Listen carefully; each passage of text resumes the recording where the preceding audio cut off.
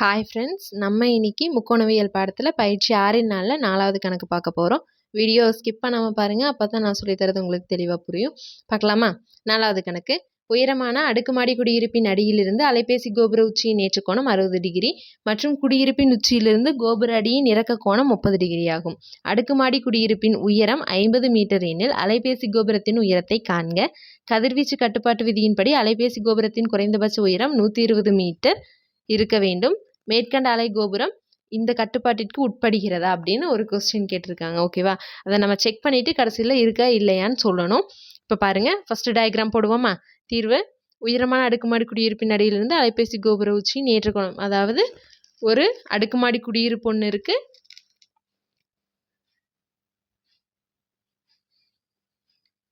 ஓகேவா? இதுதான் அடுக்குமாடி குடியிருப்பு அப்படின்னு எடுத்துக்கிறேன். நான் ஏபி அதுக்கு பேர் கொடுத்துட்டு ஏபி. இது எவ்வளோ மீட்டர் கொடுத்துருக்காங்க? 50 மீட்டர்னு கொடுத்துருக்காங்க. ஓகேவா? இங்கே பாருங்கள், அடுக்குமாடி குடியிருப்பின் உயரம் 50 மீட்டர் எனில். ஓகேவா? கொடுத்துருக்காங்க. 50 மீட்டர்னு எடுத்துக்கிட்டேன். அடுத்து என்னது? ஒரு கோபுரம், அலைபேசி கோபுரம் இருக்கு. ஓகேவா? அலைபேசி கோபுரத்துக்கு நான் சிடின்னு பேர் கொடுத்துக்கிறேன். இதுதான் தரை அப்படின்னு எடுத்துக்கிட்டேன். இப்போ இதோட ஏற்ற கோணம் பாருங்கள். இங்கே கோணம் எப்படி கொடுத்துருக்காங்க அப்படின்னா, அலைபேசி கோபுர உச்சியின், அதாவது அடுக்குமாடி குடியிருப்பின் அடியிலிருந்து அலைபேசி கோபுர உச்சியின் ஏற்ற கோணம். இந்த குடியிருப்போட அடியிலிருந்து இதுக்கான ஏற்ற கோணம் 60 டிகிரி. இதோட அடியிலிருந்து அலைபேசி கோபுர உச்சிக்கு ஏற்ற கோணம் எவ்வளவாமா? 60 டிகிரி. ஓகேவா? குறிச்சிட்டேன்னா, இதோட அடியிலிருந்து இதோட உச்சிக்கு ஏற்ற கோணம் 60 டிகிரி. மற்றும் குடியிருப்பின் உச்சியிலிருந்து கோபுர அடியின் இறக்க கோணம் 30 டிகிரி. இங்கே பாருங்கள், இதோட உச்சியிலிருந்து இதோட அடிக்கு இறக்க கோணம் 30 டிகிரின்னு கொடுத்துருக்காங்களா? இது 30 டிகிரியாமா. அப்போ இறக்க கோணம்னாலே நம்ம இணைக்கோடு ஒன்று போடுவோம். இது 30 டிகிரி. ஓகேவா? இங்கே மீட் பண்ணுற இந்த புள்ளிக்கு நான் எம்னு பேர் கொடுத்துக்கிறேன். ஓகேவா? இவ்வளோதான் டயக்ராம். இதில் இப்போ பாருங்கள், எங்கெல்லாம் செங்கோண முக்கோணம்னா, இது ஒரு செங்கோண முக்கோணம்னு எடுத்துக்கோ. ஓகேவா? இது ஒரு செங்கோண முக்கோணம். அடுத்து இந்த செங்கோண முக்கோணம் ஒன்று எடுத்துக்கோ. இதை எடுத்துக்க மாட்டோம், ஏன்னா இந்த கணக்கில் இந்த மாதிரி ஒன்றுவிட்ட கோணங்கள் சொல்லுவோமா? இங்கே 30 டிகிரி அப்படின்னா இங்கேயும் 30 டிகிரி தான் இருக்கும் அப்படின்னு சொல்லுவோம். இந்த கணக்கில் நம்ம இந்த உயரம் தான் கண்டுபிடிக்கிறதுனால நான் இந்த சைடு இருக்கிற செங்கோண முக்கோணம் எடுக்கல, இந்த சைட்லேயே எடுத்துக்கிட்டேன். ஸோ அதாவது ஒன்றுவிட்ட கோணம் லைன் சொல்ல தேவையில்லை, கோணம் மட்டும் நான் இது எடுத்துக்கலாம். ஓகேவா? இப்போ கொடுத்துருக்கிறத எடுத்து எழுதுவோமா? எடுத்து எழுதலாம் பாருங்கள். ஃபஸ்ட்டு நம்ம என்ன ஆர்டரில் எழுதுவோம்? எப்போவும் ஒரே மாதிரி தான் எழுதிட்டு இருக்கோம். ஃபஸ்ட்டு உயரம் எழுதுவோம், அடுத்து இடைப்பட்ட தொலைவு சொல்லுவோம், அதுக்கப்புறம் கோணம், அதுக்கப்புறம் நம்ம போட்ட டயக்ராமில் ஒரு செவ்வகம் ஒன்று ஃபார்ம் ஆச்சு அப்படின்னா அதோட ஆப்போசிட் சைட்ஸ் ஈக்குவலாக இருக்குது அப்படின்னு சொல்லுவோம். ஓகேவா? இப்போ எழுதலாமா? ஃபஸ்ட்டு என்னது? உயரம். உயரம் எது? இது அடுக்குமாடி குடியிருப்பின் உயரம் எடுத்துக்கிட்டோமா?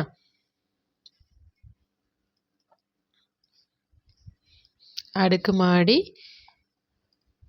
குடியிருப்பின்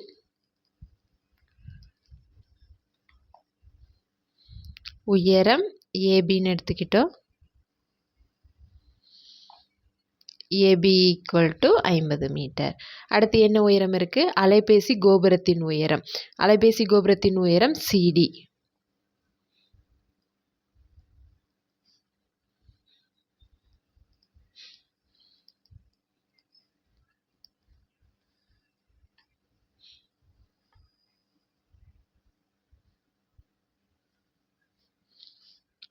என்ன சொல்லணும்? இடைப்பட்ட தொலைவு. அதாவது இந்த அடுக்குமாடி குடியிருப்பிற்கும் அலைபேசி கோபுரத்திற்கும் இடைப்பட்ட தொலைவு என்னது? பிடி.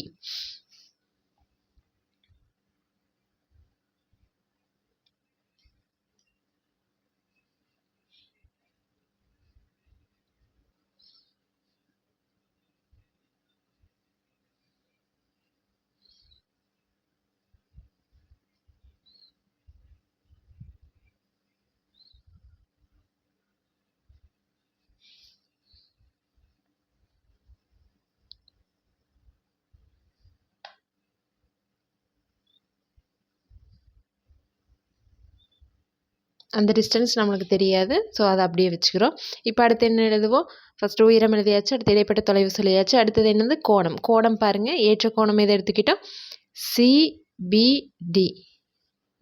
கோணம் சிபிடி ஈக்குவல் டு 60 டிகிரி மற்றும் இறக்க கோணமா MAD, கோணம் MAD equal to 30 degree. Okay, இப்போ கோணம் எழுதியாச்சு. நம்ம போட்ட டயக்ராமில் இங்கே ஒரு செவ்வகம் இருக்குது, அதனால் ஆப்போசிட் சைட்ஸ் ஈக்குவல். அதாவது AM ஈக்குவல் டு BD,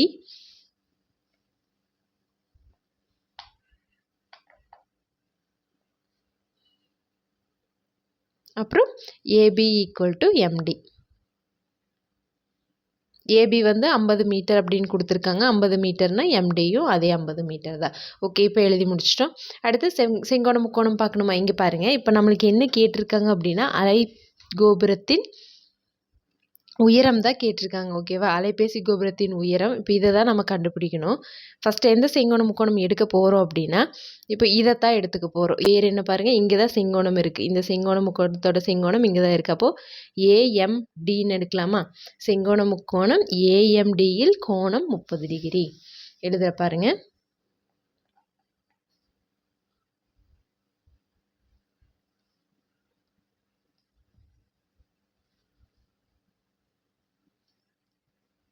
AMDயில் கோணம் பாருங்க. கோணம் இங்கே வந்து ஏக்கு தான் கோணம். ஸோ ஏ தான் நடுவில் வரணும். எப்படி எடுக்கலாம்? DAMன்னு எடுக்கலாமா?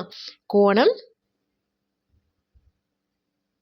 DAM ஈக்குவல் டு எத்தனை டிகிரி? 30 டிகிரி. ஓகேவா? இப்போ என்ன டீட்டா எடுத்துக்குவோம்? எதிர்பக்கமும் அடுத்துள்ள பக்கமும் தான். So tan theta equal to எதிர்பக்கம் பை அடுத்துள்ள பக்கம். டேன் டீட்டாக்கு பதிலாக 30 டிகிரி ஈக்குவல் டு எதிர்பக்கமுங்கிறது இங்கே எவ்வளோ நல்லா பார்த்து எழுதுங்க. டீட்டாக்கு எதிரே உள்ளது தான் எதிர்பக்கம், செங்கோணத்துக்கு எதிரே உள்ளது கர்ணம், இதுக்கு டீட்டாக்கு அடுத்துள்ள பக்கம் இதுதான் அடுத்துள்ள பக்கம். ஓகேவா? இப்போ டீட்டாக்கு எதிரே உள்ளது MD, அடுத்து MD, அடுத்துள்ள பக்கம் AM. எதிர்பக்கம் MD, அடுத்துள்ள பக்கம் AM. இப்போ இதில் நம்மளுக்கு என்ன தெரியும்? MD தான் தெரியும். ஏன்னா நம்ம ஆல்ரெடி ஒரு லைன் எடுத்திருக்கோம். AB வந்து 50 மீட்டர்னா MDக்கும் அதே டிஸ்டன்ஸ் தான். ஸோ இங்கே நம்ம MD எழுதியிருக்கனால ABயோட அந்த 50 மீட்டரையும் நம்ம இங்கே போட்டுற போகிறோம். டேன் 30 டிகிரியோட வேல்யூ 1/√3 ஈக்குவல் டு MDக்கு 50 மீட்டர். AM நம்மளுக்கு தெரியாது, AM அப்படியே வச்சுக்கிறோம். இங்கே நான் வேணும்னாலும் ப்ராக்கெட்டில் எழுதிக்கிறேன். அதாவது AB ஈக்குவல் டு MD. ஓகேவா? ஸோ ஏஎம்மை நான் இந்த சைடு மேலே கொண்டு வந்துடுறேன்.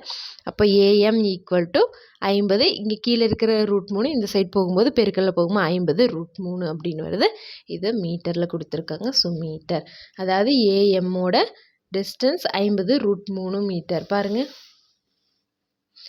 ஏஎம் இந்த ரெண்டும் கண்டுபிடிச்சிட்டோமா? இப்போது அடுத்த எந்த செங்கோண முக்கோணம் எடுக்கலான்னு பாருங்கள். செங்கோண முக்கோணம் இந்த செங்கோண முக்கோணமா? அப்போ அதை எப்படி எடுக்கலாம்? டிக்கு தான் செங்கோணம். ஸோ டி தான் இங்கே வரணும். BDC செங்கோண முக்கோணம் BDCயில் கோணம் 60 டிகிரி எழுதியிருக்க பாருங்க. செங்கோண முக்கோணம் BDCயில் கோணம் CBD ஈக்குவல் டு 60 டிகிரின்னு. இப்போ இங்கே என்ன டீட்டா எடுத்துக்கலாம்? அதே எதிர்பக்கம் அடுத்துள்ள பக்கம் தான். So tan theta equal to எதிர்பக்கம் பை அடுத்துள்ள பக்கம். இங்கே டேன் டீட்டாக்கு பதிலாக எத்தனை டிகிரி? 60 டிகிரி ஈக்குவல் டு எதிர்பக்கமுங்கிறது CD, அடுத்துள்ள பக்கமுங்கிறது BD. ஓகேவா? இப்போது சிடியோட வேல்யூ நம்மளுக்கு தெரியாது, பிடிங்கிறது இப்போ நம்ம ஏஎம்னு கண்டுபிடிச்சோம்ல அதுதான், அதை எடுத்து சப்ஸ்டியூட் பண்ண போகிறோம். டேன் 60 டிகிரியோட table value √3 equal to CD by அந்த பிடியோடது எவ்வளோ? 50√3 மீட்டர். ஓகேவா? இப்போ நம்மளுக்கு சிடி தான் வேணும். சிடியை மட்டும் இங்கே வச்சிட்டோம் அப்படின்னா 50√3 இங்கே போகும்போது 50 பெருக்கல் √3. இப்போ இங்கே இருக்கிற √3 அதுவும் பெருக்கல்ல வரும். ஓகேவா? இந்த மாதிரி வருதா? இப்போ இது 2 √3 × √3 என்னன்னு வரும்? 3ன்னு வரும். அதாவது 50 × 3 ஈக்குவல் டு சிடின்னு வருதா? அப்போது சிடி ஈக்குவல் டு எவ்வளோ? 150 மீட்டர். கொஸ்டின் கேட்டிருக்காங்க, என்ன? கதிர்வீச்சு கட்டுப்பாட்டு விதியின்படி அலைபேசி கோபுரத்தின் குறைந்தபட்ச உயரம் 120 மீட்டர் இருக்க வேண்டும். மேற்கண்ட அலைகோபுரம் இந்த கட்டுப்பாட்டிற்கு உட்படுகிறதான்னு கேட்டிருக்காங்க.